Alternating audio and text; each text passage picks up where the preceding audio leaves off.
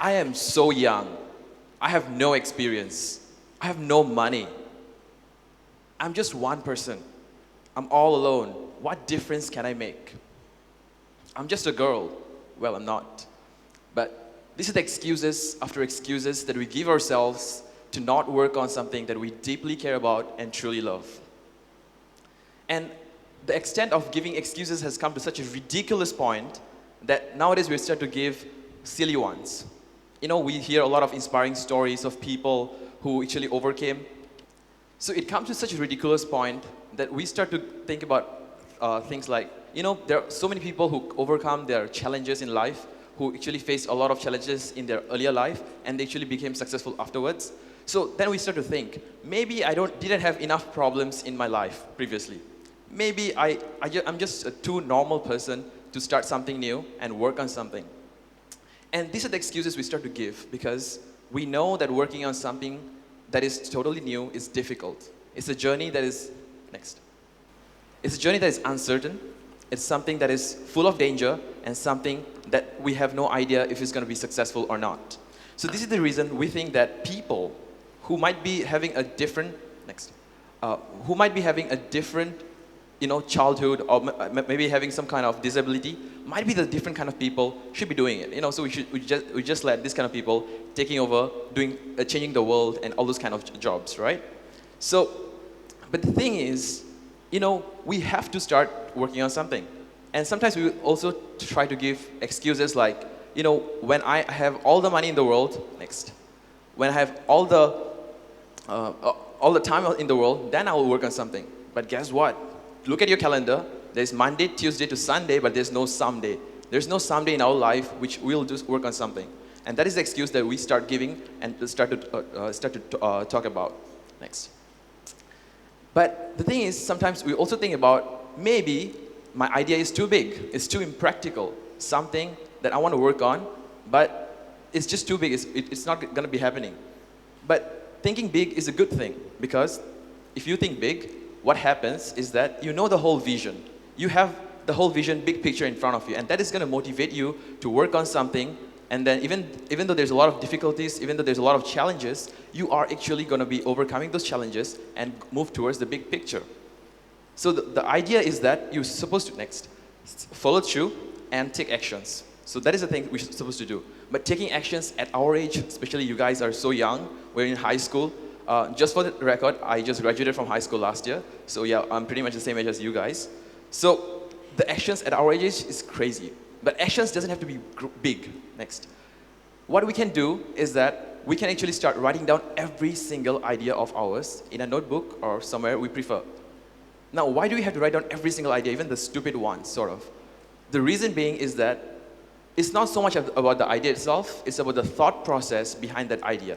How do we come up with these ideas? And these solutions can actually be transferred and translated to another kind of solutions that's going to actually make a whole new difference. So we have to think about how are we able to actually change this thought process of making ideas. Next. Now, we also just now mentioned a lot of disadvantages that we have, right? We are just students, we are young, we don't have money. But the thing is, these disadvantages can be actually the most advantageous thing that can be happening to you right now. Because you're saying that you don't have money, that could mean that you can come up with a solution that is the most efficient and cost-effective and the cheapest way of doing things. You don't have time, that means you can do things in the shortest possible way. I'm pretty sure you guys cram before your exams, right? Because we can do it, and some of us still do pretty well in our exams. So that's exactly how we can do it shortest possible time. And think about Singapore. When Singapore just started out, we thought Singapore is a small country, it can never do anything in the world. But right now, if we tell people that Singapore is a successful country, they come up with excuses like, Singapore is so good because it's easier to administer them and because it's a small country. So disadvantages are actually advantageous for us. Next.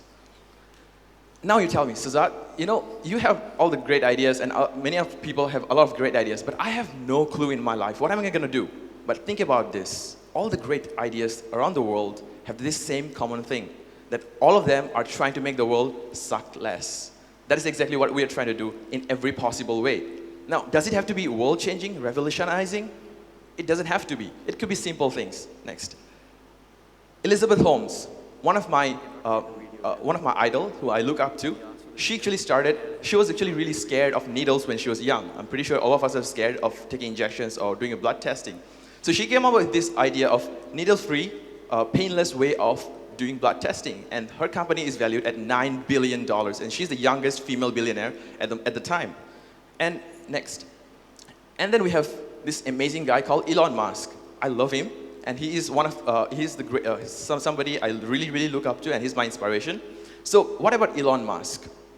Elon Musk doesn't think about, it was not a question about profit versus non-profit, but it's about how we live, our lifestyle.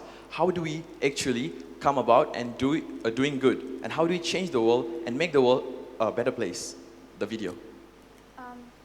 Okay. So Elon Musk always talks about risk and everything. So right now, let us just take a look at this video. Could you go? So we talk about this thing where Elon Musk is actually talking about taking risk. How can we take risk when we are young? And he actually failed a lot of times while launching his spaceship. And it was at the verge of failure, then he actually succeeded. So the thing is, we have to start small, take actions, and make our actions actually come true. So let me just share about my personal story, how I started out SDI Academy. Because I think my story could be something that you guys can relate to, because I started it when I was having my school holidays in my year one, in my grade 11th for you guys. So I actually came to Singapore when I was 11 years old. That was about 10 years ago, and I couldn't speak a word in English. And that gave me a lot of trouble because I couldn't get into a local school, and I had failed all my admission tests like a pro. So because of that, I couldn't get into any school. So after that, I actually had to drop 2 grades, and I struggled through my way in school. And because of that, I realized that this is the problem that not only people like me suffer, but there's a lot of people out there who are suffering. Next. So there are about 1.3 million migrant workers in Singapore. We see them everywhere, and we know that they have difficulties in communicating in English. And that's when I realized that this is a challenge for them.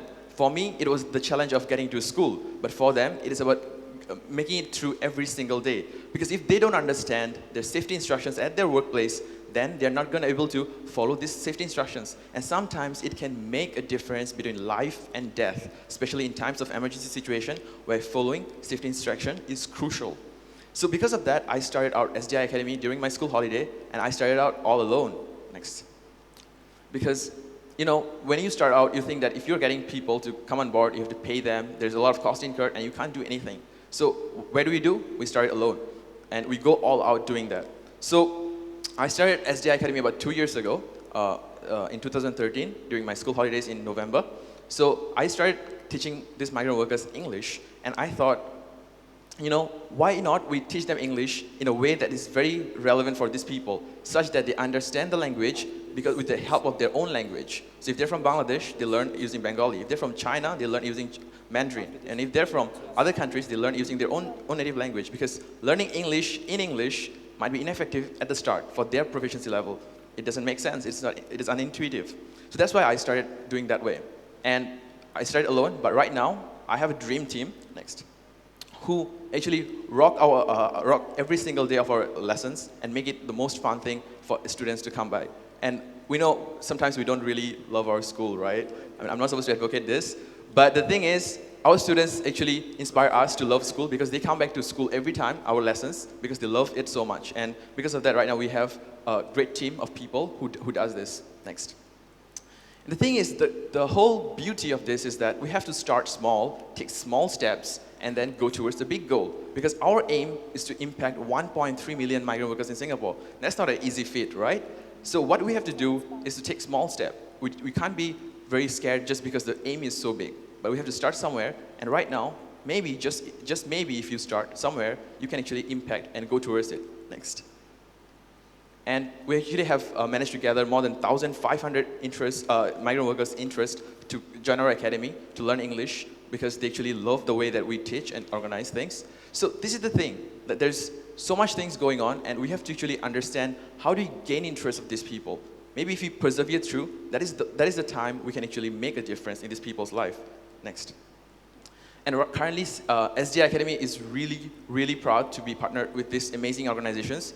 Remember, we started on our own, one person, And right now we have amazing organizations like DBS and Singapore International Foundations and Ministry of Manpower. They're all supporting us to help us achieve our goal. So once you start on your own, and then you start to persevere through because you have that big vision, people will believe in your vision and come to you to help you achieve your vision. So that is the thing that we're talking about next.